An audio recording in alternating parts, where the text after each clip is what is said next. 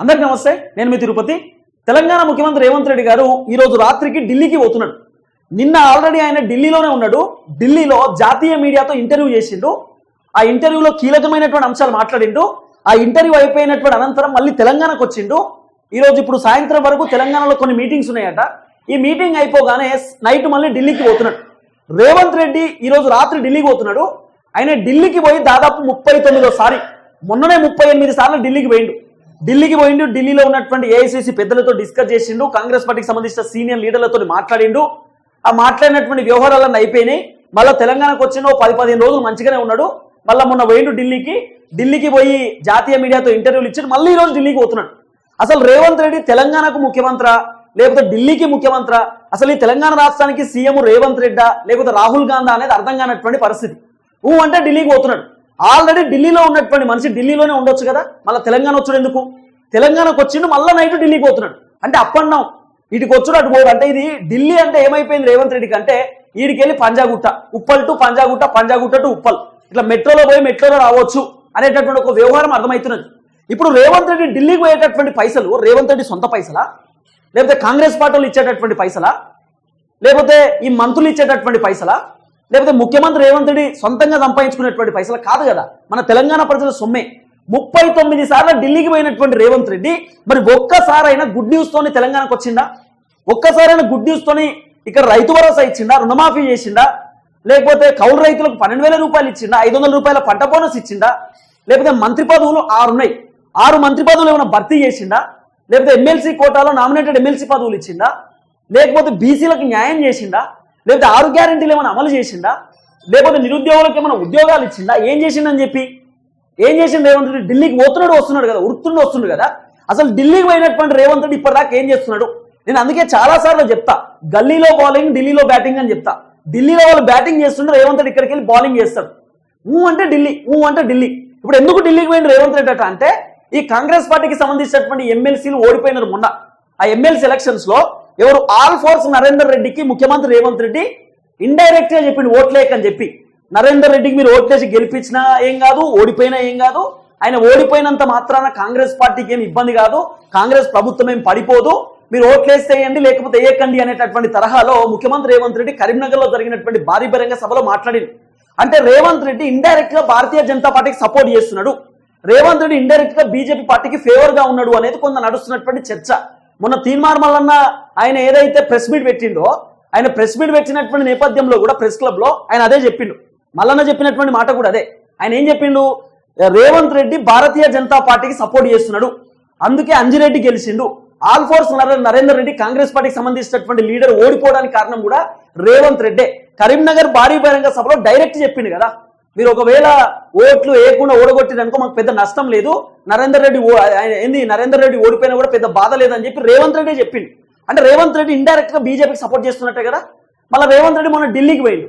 ఢిల్లీకి పోవడానికి గల కారణం ఏంటి? ప్రధానమంత్రి నరేంద్ర మోడీ తోటి దాదాపు గంట సేపు భేటీ అయింది. ఆ భేటీలో కీలకమైనటువంటి అంశాలు మాట్లాడుకున్నారు. ప్రధానమంత్రి నరేంద్ర మోడీ రేవంత్ రెడ్డిని తిట్టిండు అనేటటువంటి వార్తలు కూడా తెరపైకి వచ్చినాయి. అంటే రాహుల్ గాంధీకి తెలియకుండా మోదీని కలవనికి పోయిండా? అసలు మోదీ రేవంత్ రెడ్డితో ఏం చెప్పిండు? అసలు మోదీ రేవంత్ రెడ్డి కుమ్మక్కయ్యరా? అసలు ఏం జరుగుతుంది అనేది ఇప్పుడు కాంగ్రెస్ హైకమాండ్ కి పెద్ద టెన్షన్. ఎందుకంటే తెలంగాణ మొత్తం కూడా రేవంత్ రెడ్డి చేతిలోనే పెట్టారు కదా ఇప్పుడు అంతా. కాబట్టి ఈ కాంగ్రెస్ ని రేవంత్ రెడ్డి ఉంచుతాడా, ఈ కాంగ్రెస్ ని ఖతం చేస్తాడా? అసలు కాంగ్రెస్ లో నడుస్తున్నటువంటి వ్యవహారం ఏంది? ఎందుకు ఎమ్మెల్సీలు ఎందుకు ప్రభుత్వం పైన మరలబడుతున్నారు? ఇప్పుడు మధు యాస్కి గౌడ్ కూడా తిరుగుబాటు స్టార్ట్ చేసింది. మధు యాస్కి గౌడ్ కూడా కొంత కాంగ్రెస్ పైన నెగిటివ్ గానే కనబడుతున్నాడు. కాబట్టి కాంగ్రెస్ పార్టీ సీనియర్ లీడర్లు, కాంగ్రెస్ పార్టీకి సంబంధించిన ఎంపీలు, ఎమ్మెల్యేలు, మంత్రులు కొంతమంది కాంగ్రెస్ పైన తిరుగుబాటు స్టార్ట్ చేశారు. కొంతమంది మరలబడుతున్నారు. రేవంత్ రెడ్డి వ్యవహారం నచ్చట్లేదు, కొంతమందికి కాంగ్రెస్ పార్టీలో ఉన్నటువంటి నేతల వ్యవహారం నచ్చట్లేదు. కాబట్టి వీళ్ళందరూ ఎందుకు నెగిటివ్ అవుతున్నారు? అసలు ప్రభుత్వంలో లోపం ఉందా, లేకపోతే కాంగ్రెస్ పార్టీకి సంబంధించిన పీసీసీలో లోపం ఉందా, లేకపోతే ఎవరిలో లోపం ఉంది? అసలు ఏం జరుగుతుంది? ఎందుకు మీరు ఎమ్మెల్సీ ఎలక్షన్స్ లో ఓడిపోయారు? ఇప్పుడు ఎంత ఇజ్జతకు చూడుని, కాంగ్రెస్ తెలంగాణలో అధికారంలో ఉంది. అధికారంలో ఉన్నటువంటి పార్టీకి పతారు ఎక్కువ ఉంటుంది, ఇన్ఫ్లుయెన్స్ ఎక్కువ ఉంటుంది, ఇంకా ఇన్ఫ్లుయెన్స్ చేయగలేటటువంటి సత్తా ఉంటుంది. కానీ రేవంత్ రెడ్డి ప్రచారానికే పోలే, ప్రచారానికి పోయి బీజేపీకి సపోర్ట్ చేసి వచ్చింది. అంటే ఇవన్నీ చూస్తుంటే రేవంత్ రెడ్డి కావాలని చేస్తున్నాడేమో, రేవంత్ రెడ్డి కావాలని కాంగ్రెస్ ని బొందబెడుతుండేమో అనే ఆలోచనలు వస్తున్నాయి. ఈ ఆలోచనలో భాగంగా అసలు కాంగ్రెస్ లో ఏం నడుస్తుంది అని తెలుసుకోవడానికి కాంగ్రెస్ ఏఐసీసీ అధ్యక్షుడు Mallikarjuna Kharge, KC Venugopal, general secretary వీళ్ళందరూ కూడా రేవంత్ రెడ్డిని పిలిచినారు. రేపు రాత్రి ఈ రోజు రాత్రి రేవంత్ రెడ్డి ఏఐసిసి పెద్దలతో భేటీ కాబోతున్నాడు. ఈరోజు డిస్కషన్ నడవబోతా ఉందనేది ప్రధానంగా వినబడుతున్నటువంటి చర్చ. మీరు ఇంకోటి చూడండి, ఇక్కడ దీపాదాస్ మున్షి గారు వెళ్ళిపోయినారు, మీనాక్షి నటరాజన్ గారు వచ్చినారు. మీనాక్షి నటరాజన్ వచ్చిన తర్వాత ఈ కాంగ్రెస్ లో నడుస్తున్నటువంటి pin to pin up to update మొత్తం ఇక్కడ నుండి సమాచారం అంతా ఢిల్లీకి ఇస్తున్నారట. ఇది ఏం జరుగుతుంది, ఎమ్మెల్యేలు ఏం చేస్తారు, మంత్రులు ఏం చేస్తారు, ఎమ్మెల్సీలు ఏం చేస్తారు, ఎంపీలు ఏం చేస్తారు, వీళ్ళ వ్యవహారం ఏంది, వీళ్ళ పనితీరు ఏంది, రేవంత్ రెడ్డి మాటలు ఎవరైనా డేక్తలేరా, రేవంత్ రెడ్డి ఎవరైనా పట్టించుకుంటున్నా లేదా, రేవంత్ రెడ్డి ఒంటెత్తి పోకుండా పోతున్నాడు, రేవంత్ రెడ్డి ఎవరిని పట్టించుకోవట్లేదు, రేవంత్ రెడ్డి వ్యవహారం అంతా అతలాకుతలం అవుతా ఉంది, కాంగ్రెస్ అంతా ఆగమాగం అవుతా ఉంది, జారిపోతా ఉంది కాంగ్రెస్ అనేటటువంటి వ్యవహారం మీనాక్షి నటరాజన్ గారికి అర్థమైపోయింది. మీనాక్షి నటరాజన్ గారు పిన్ టు పిన్ హైకమాండ్కి చెప్తున్నారట, ఇట్లా జరుగుతుంది, ఇది కథ అని చెప్పి మొత్తం చెప్తున్నారు. ఇప్పుడు రేవంత్ రెడ్డి ఢిల్లీకి పోయి సమాధానం చెప్పాలి. ఢిల్లీలో హైకమాండ్ అడిగిన ప్రతి క్వశ్చన్ కి రేవంత్ రెడ్డి ఆన్సర్ చెప్పాల్సిందే. ఎందుకంటే రాహుల్ గాంధీ రేవంత్ రెడ్డిని ఇంకా ముఖ్యమంత్రిగా కొనసాగించడానికి కారణం ఏంటంటే ఒక తోలుబొమ్మ లెక్క రేవంత్ రెడ్డి. ఈ బొమ్మని ఎటు జరుగుతుంది కదా. ఇప్పుడు మొత్తం కాంగ్రెస్ లో రాహుల్ గాంధీ చెప్పింది వినడానికి రేవంత్ రెడ్డి తప్ప వేరే ఆప్షన్ లేదు. ఇప్పుడు బట్టి విక్రమార్కో, ఉత్తమ్ కుమార్ రెడ్డికో ఎవరికైనా ముఖ్యమంత్రి పదవి ఇచ్చారంటే వాళ్ళు కొంత సీనియర్ లీడర్, చూసి అవగాహనతో ముందుకు పోతారు. రేవంత్ రెడ్డికి పెద్ద అడ్మినిస్ట్రేషన్ తెలియదు కదా. ఆయన ఒకసారి ఎమ్మెల్యే, ఒకసారి ఎంపీ, ఈ తర్వాత చిన్న స్థాయి నుండి పైకి వచ్చినటువంటి వ్యక్తి. రేవంత్ రెడ్డి పెద్దగా అడ్మినిస్ట్రేషన్ తెలియదు కాబట్టి మనం ఏం చెప్తే చేస్తాడు, మనం ఎట్లా ఆడిస్తే అట్లా ఆడతాడు. కాబట్టి మనకు రేవంత్ రెడ్డే ముఖ్యమంత్రి ఉండాలి, ఆయన అయితేనే కరెక్ట్ అనేటటువంటి ఆలోచనలో రాహుల్ గాంధీ ఉన్నాడు. కాబట్టి రేవంత్ రెడ్డి ముఖ్యమంత్రి పదవిని ఏడే గుంజుకుంటారు అనేటటువంటి ఆలోచనతోటి దీపాదాస్ మున్షిని తీసేసి మీనాక్షి నటరాజన్ గారిని పెట్టినారు. మీనాక్షి నటరాజన్ గారు రేవంత్ రెడ్డికి అత్యంత సపోర్ట్ చేస్తుందట. తర్వాత రాహుల్ గాంధీకి సన్నిహితమైనటువంటి వ్యక్తి కాబట్టి మీనాక్షిని ఆమెను రంగంలోకి దించారు. ఇప్పుడు దించి మామూలు డ్రామా కాదు, రేవంత్ రెడ్డి ఊ అంటే ఢిల్లీ మరి ఈడికెళ్ళిన బాల్ అయితే ఆడికెళ్ళిన బ్యాటింగ్ కొట్టాలి. ఎవరు? రాహుల్ గాంధీ. అసలు ఈ తెలంగాణకు రాహుల్ గాంధీ ముఖ్యమంత్రి, రేవంత్ రెడ్డి ముఖ్యమంత్రి అర్థమైతలేదు. ఒక్కళ్ళు లేరు ముఖ్యమంత్రి ఇప్పుడు తెలంగాణకు. రేవంత్ రెడ్డి సార్ ముఖ్యమంత్రి, మీనాక్షి నటరాజన్ ముఖ్యమంత్రి, పిసిసి అధ్యక్షుడు మహేష్ కుమార్ గౌడ్ ముఖ్యమంత్రి, AICC general secretary KC Venugopal ముఖ్యమంత్రి, ఏఐసిసి నేత మళ్ళీ ఆయనే ఎవరు మల్లికార్జున ఖర్గే ఆయన ముఖ్యమంత్రి, అప్పుడప్పుడు ప్రియాంక గాంధీ గారు వస్తారు ఆమె ముఖ్యమంత్రి, అప్పుడప్పుడు సోనియా గాంధీ గారు వస్తారు ఆమె ముఖ్యమంత్రి. అంటే ఎంతమంది 7 ఉంటారా తెలంగాణకు ముఖ్యమంత్రులు? రాహుల్ గాంధీ 8 మంది అవుతారు. ఇక 8 మంది ముఖ్యమంత్రి మా తాన. రేవంత్ రెడ్డి ఒక్కొని డిసిషన్ అడవనీడా. అదే కేసీఆర్ ఊ అంటే లేమ్మంటే లేవాలి, కూసోమంటే కూసోవాలి. అంటే ఇదంతా చూస్తుంటే జాతీయ పార్టీలు దండగా, జాతీయ పార్టీలు ఎంతసేపు వాళ్ళు భజన కొట్టుకోవడానికి అంటే ఢిల్లీలు ఉరకడానికే సరిపోతుంది తప్ప ప్రజల కోసం పనిచేసేటటువంటి ఆలోచన ఉండదు. ఎందుకంటే రేవంత్ రెడ్డి ఓన్ డిసిషన్ తీసుకునేటటువంటి అర్హత లేదు కదా. రేవంత్ రెడ్డి ఒక్కనికే కాదు, కాంగ్రెస్ పార్టీకి సంబంధించిన లీడర్లకు కూడా అర్హత లేదు. కాబట్టి ఎందుకో కాంగ్రెస్ కొంత ఇబ్బందికరంగానే ఉన్నది. ఏదో ఎంట్లలో అట్లా చిన్నగా మెల్లగా ఇది మన ఇక్కడ ఉన్నటువంటి ప్రాంతీయ పార్టీ అయితేనే బెటర్ ఏమో అనేటటువంటి ఒపీనియన్ లో జనం కూడా వచ్చినారు. కేసీఆర్ సప్పో చేసి మాకు అది చేసింది, ఇది చేసింది, అది ఇచ్చింది అనేటటువంటి ఒక ఆలోచనలు జనాలు వస్తున్నారు.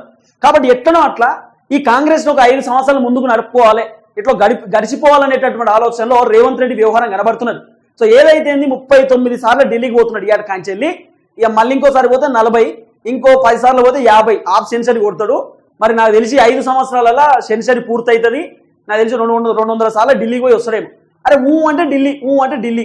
మరి గల్లీలు ఏమి లేనప్పుడు ఢిల్లీలో ఏమున్నదో నాకు అర్థమవుతుంది. మరి గల్లీలు ఉన్న పైసలు తీసుకుపోయి ఢిల్లీలో ఏమన్నా పెడుతుండా, లేదా ఢిల్లీలోకి వెళ్ళి ఏమన్నా గల్లీలకు పైసలు తీసుకొస్తున్నా అనేది అర్థమవుతలేదు. కానీ మొత్తానికైతే రేవంత్ రెడ్డికి సుక్కలు చూపిస్తున్నారు కాంగ్రెస్ పార్టీకి సంబంధించిన నేతలు. ఇటు మంత్రులు మరలవాడు, ఎమ్మెల్సీ మరలవాడు, తట్టుకోలేకపోతున్నాడు పాపం. ఈ పార్టీ మారినటువంటి ఎమ్మెల్యేలు కూడా అంత ఘోరంగా అయిపోయారు కదా. నిన్న ఆయన దౌడాలో పార్టీ అంటున్నాడు. ఎవరు?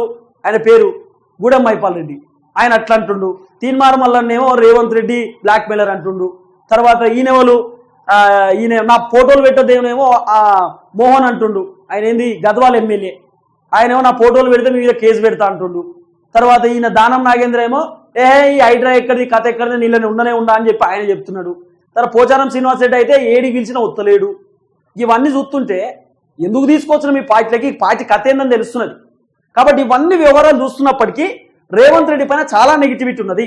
కాబట్టి రేవంత్ రెడ్డి ఊకుకే ఢిల్లీకి పిలిపించుకొని ఢిల్లీలో డిస్కస్ చేస్తున్నారు. ప్రభుత్వం ఏమైనా ఇబ్బంది అవుతుందా, కేసీఆర్ వ్యూహాలు ఏంది, నువ్వు మోదీతో ఏం మాట్లాడినావు, ఎందుకు వ్యతిరేకత పెరుగుతున్నది, ఇవన్నీ అంశాలపైన డిస్కస్ చేసేటటువంటి ఆలోచనలో ఢిల్లీ ఉంది అనేది కొంత వినబడుతున్నటువంటి చర్చ. చూద్దాం ఏం జరగబోతుందో.